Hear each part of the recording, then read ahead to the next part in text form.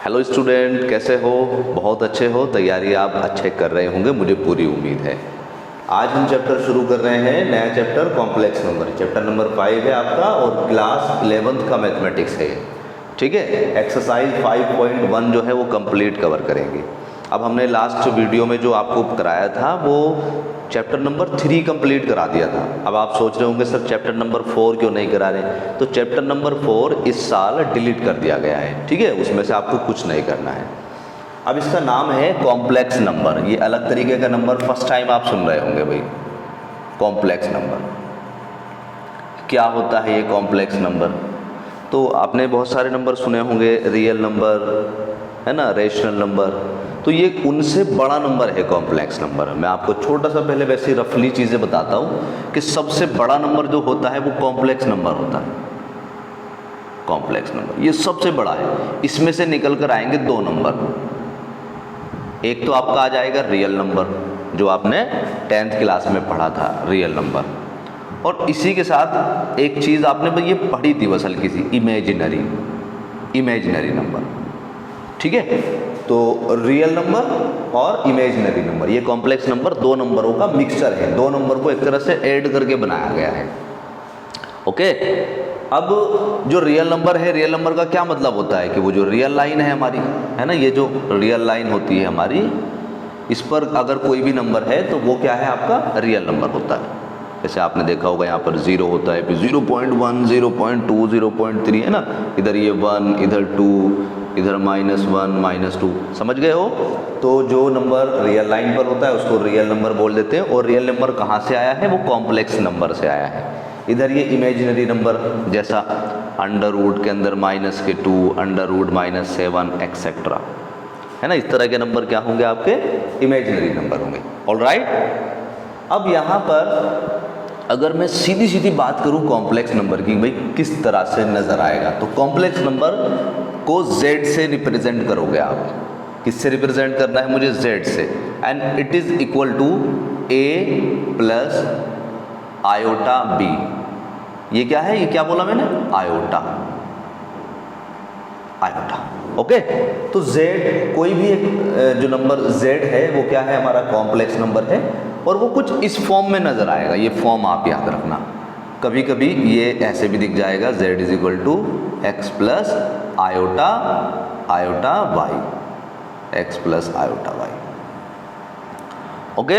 अगर इसको नंबर के हिसाब से देखें तो नंबर कुछ इस तरीके से लिख लो आपके, Z इज इक्वल टू जैसे कि 2 प्लस आयोटा 3 इंटू 3 कर दो, या 3 इधर लिख लो भैया ना, इंटू 3, या फिर इसको ऐसे लिख लो 2 प्लस 3 आयोटा। समझ गए हो आप? ओके। अब यहाँ पर क्या है? ये दोनों के दोनों नंबर, ये जो x और y है, देखो यहाँ पर ये 2 और 3 जो है, तो मैं इसको लेकर चल रहा हूँ इस वाले पार्ट को। तो यहाँ पर जो x और y जो है, ये दोनों के दोनों क्या है आपके? Both are real number. दोनों के दोनों क्या है? ये x और y जो है वो रियल नंबर है। जबकि ये जो आयोटा है ना, ये जो आई आया हुआ है, ये आयोटा जो है ये इज इमेजिनरी नंबर।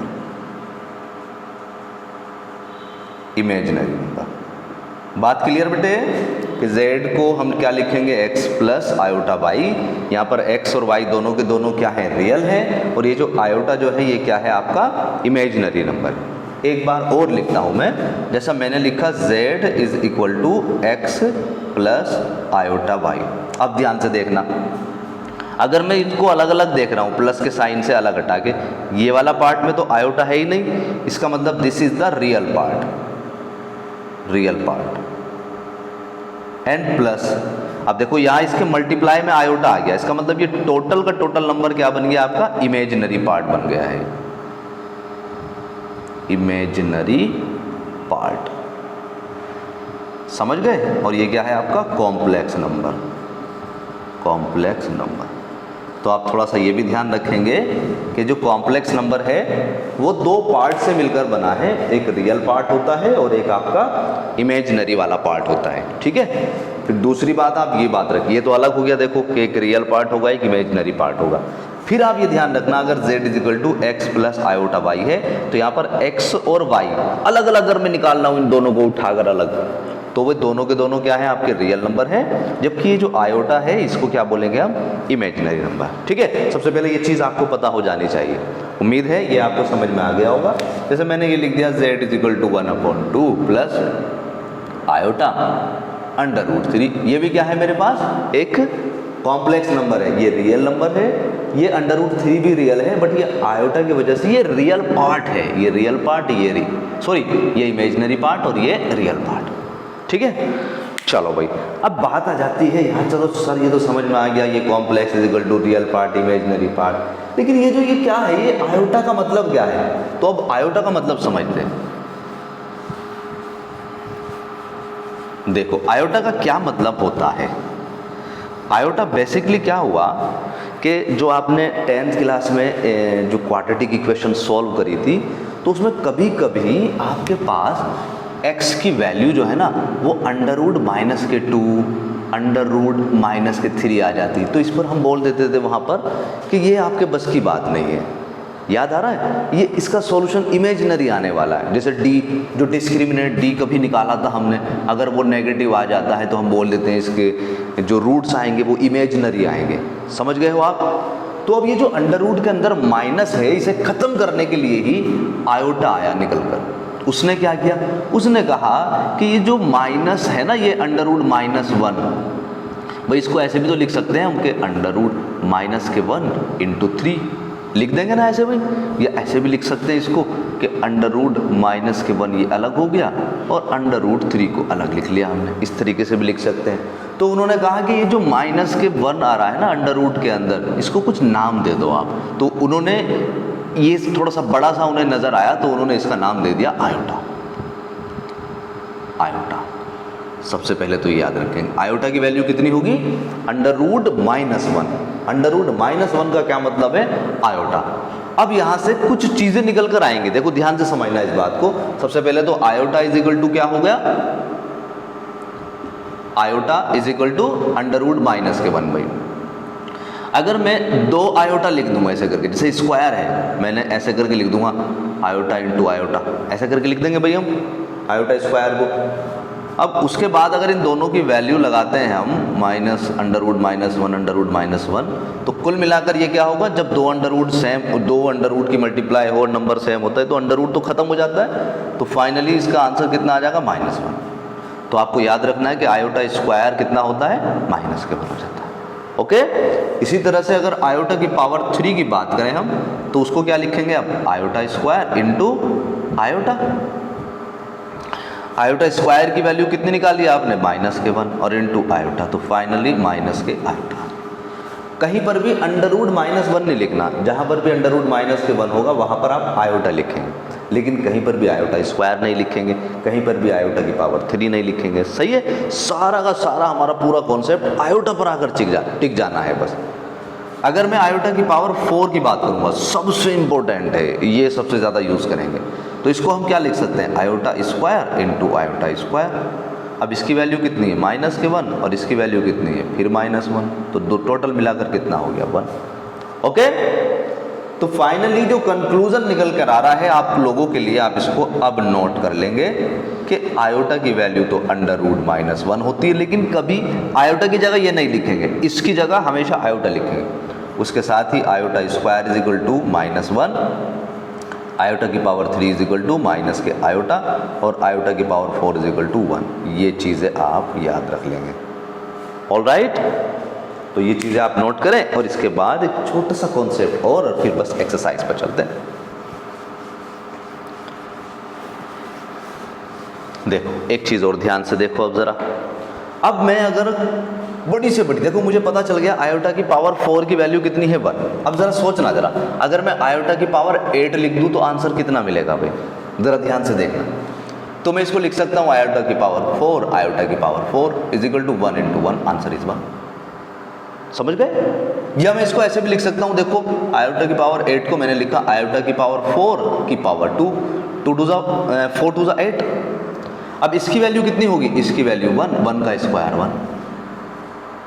एक बार और देखो, अगर आयोटा की पावर मैंने 16 लिखा तो इसको मैं क्या लिख दूंगा, आयोटा की पावर 4 की पावर 4 और आंसर कितना 1 की पावर 4 इज इक्वल टू 1। नहीं आई बात समझ में, आ गई बेटे।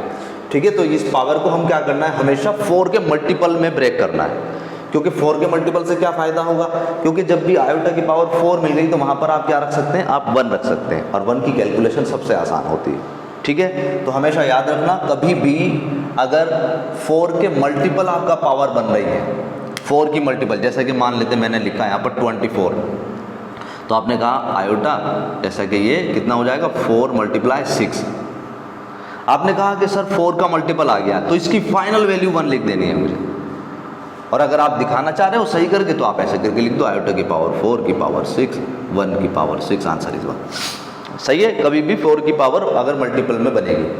उसके बाद अगर सपोज करो मुझे ऐसे करके मिल गया कि आयोटा की पावर, ध्यान से देखना बेटे, 25 मिल गया है, तो इसका मैं क्या करूँगा, मैं तब भी 4 से डिवाइड करूँगा, जो भी यहाँ पर पावर होगी मैं उसको 4 से डिवाइड कर लूँगा। जैसे यहाँ पर देखो ज़रा, ये 25 है ना, मैं इसको हमेशा 4 से डिवाइड कर दूँगा, क्योंकि 4 से मुझे वैल्यू बड़ी आसान मिल रही है, 1 मिल रही है। तो ये कितना हो जाएगा 4 6 × 24 और ये कितना बचा 1। अब ये जो आपने 10th क्लास में जो आपका यूक्लिड्स डिवीज़न लेमा जो था उसके अकॉर्डिंग इसको लिख दीजिएगा। आप क्या लिख सकते हैं भाई, आयोटा की पावर। अब 25 को हम क्या लिख सकते हैं, 4 × 6 प्लस के 1। अरे यही तो लिखते हैं यार, इन दोनों की मल्टीप्लाई और ये प्लस कर देते हैं। देखो यहाँ पर देख लो, 6 × 24 हो गया और 1 25 इसको। और जब हमारे पास कोई पावर अलग अलग प्लस होती है तो उन्हें क्या लिख देंगे हम, आयोटा की पावर 4 × 6 और इंटू आयोटा की पावर 1। इसकी वैल्यू कितनी आ जाएगी भाई, इसकी वैल्यू 1 और ये आयोटा जो का तू रह गया, आंसर इज आयोटा। सही है सर, ये पावर का तो भूल गए हम क्या क्या है, प्लस माइनस क्या होता है। चलो इसको भी लिख लो, एक नोट लगाकर इसको भी लिखो आप। देखो जब कभी भी जो छोटी क्लास में 8th क्लास में आपने पढ़ा था ये, अगर a की पावर m और a की पावर n अगर मल्टीप्लाई में होते हैं तो इनकी पावर ad तो हो जाती है भाई, m + n। और अगर डिवाइड में होते हैं, याद आ रहा है बेटे, जब डिवाइड में होते हैं तो पावर माइनस हो जाती है। ठीक है, या फिर ऐसे भी अगर बोलते हैं हम, जैसे कि सॉरी अगर इधर से हम समझना चाहें, जैसे यहाँ पर था ना ये वाला जो था पार्ट, इसमें देखो प्लस आ रहा था कि दिस प्लस दिस है ना, इधर वाला पार्ट a की पावर दिस प्लस दिस, तो इसको अलग अलग हमने मल्टीप्लाई में लिख दिया। देखो ये जो पावर अलग अलग, ये जो प्लस में आ रही थी इसको अलग अलग लिख दिया। आयोटा की पावर 4 × 6 को अलग लिख दिया हमने और आयोटा की पावर 1 को अलग लिख दिया। ठीक है भाई, तो कुछ बेसिक रूल्स हैं ये, ठीक है, ये ध्यान रख लेंगे आप, नोट करके लिख लें इसे। बस चलो एक्सरसाइज पर चलते हैं भाई, अभी तो है इतने ही से काम हो जाएगा हमारा। 5.1 एक्सरसाइज को ओपन करो और आ जाओ ज़रा मैदान में भाई।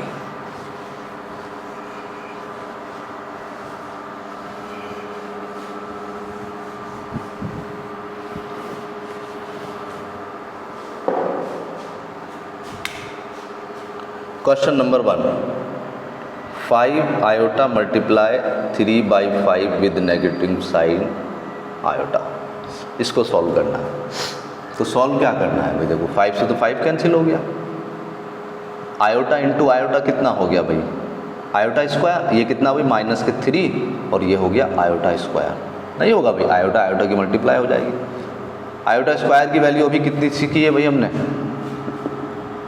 आयोटा स्क्वायर की वैल्यू -1, आयोटा 3 की वैल्यू माइनस का आयोटा, आयोटा 4 की वैल्यू 1 लगा दो भाई यहाँ पर। आयोटा स्क्वायर की वैल्यू -3 मल्टीप्लाई -1, आंसर इज 3। ठीक है भाई,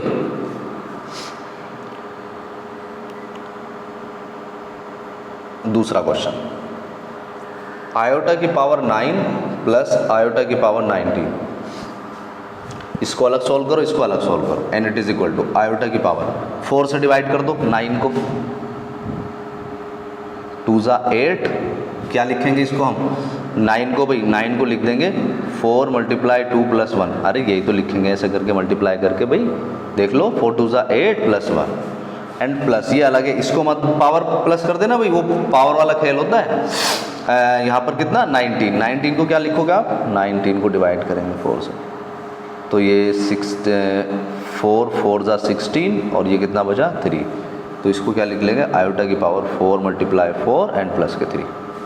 ओके, अब याद रखना जब भी 4 का मल्टीपल आ जाए तो उसकी तो वैल्यू 1 आ जाएगी, है ना। इस वाले पार्ट की वैल्यू हमेशा 1 आएगी। ऐसे करके अलग अलग लिख दो, जैसे पावर प्लस हो रही है ना, तो आयोटा की पावर 4 इंटू 2 और इंटू आयोटा की पावर 1, प्लस वाले साइन से इसको अलग अलग लिख लिया हमने, और ये प्लस ये वाला प्लस है भाई, आयोटा की पावर 4 इंटू 4 और इंटू आयोटा की पावर 3।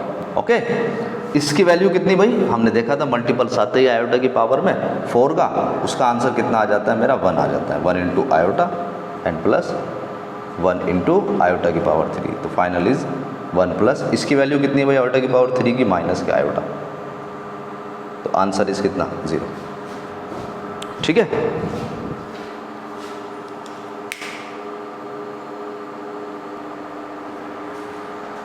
चलो भाई आगे देख लो, हैं आगे के मैं क्वेश्चन बताता हूँ आपको।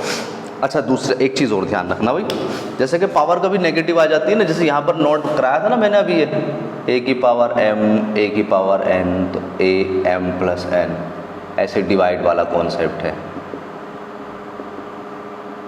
m minus n। और अगर नेगेटिव आ जाती है पावर भाई तो उसको हम क्या कर देते हैं पॉजिटिव नीचे लिख देते हैं, अगर ऊपर नेगेटिव है पावर तो उसको नीचे लिख देते हैं। अब यहाँ पर जैसे कि अगला क्वेश्चन है हमारा जो क्वेश्चन नंबर 3 है, आयोटा की पावर माइनस के 39, तो इसको क्या लिख लेना आयोटा की पावर 39। ओके, और इसको नीचे के अकॉर्डिंग सॉल्व कर लेना आप। और हमेशा याद रखना जब भी डिनोमिनेटर में आयोटा रह गया, ज़रा ध्यान से बेटे, जब भी 1 अपॉन आयोटा आएगा तो यहाँ पर रेशनलाइज कर देना आप, आयोटा डिवाइड बाई आयोटा, तो फाइनली आयोटा और नीचे कितना हो जाएगा आयोटा स्क्वायर, और ये आयोटा डिवाइड बाई माइनस का, फाइनल इज माइनस का आयोटा। ठीक है, अब यहाँ से आप इनकी मल्टीप्लाई करें और इनको सॉल्व करें भाई। ठीक है, पूरी एक्सरसाइज को सॉल्व करें और जो भी आपको प्रॉब्लम आएगी वो आप मुझे सेंड कर दें। सारे क्वेश्चन को ट्राई करें, जैसे कि 8, 9, 10 क्वेश्चन है, तो ये भी बहुत आसान से क्वेश्चन है।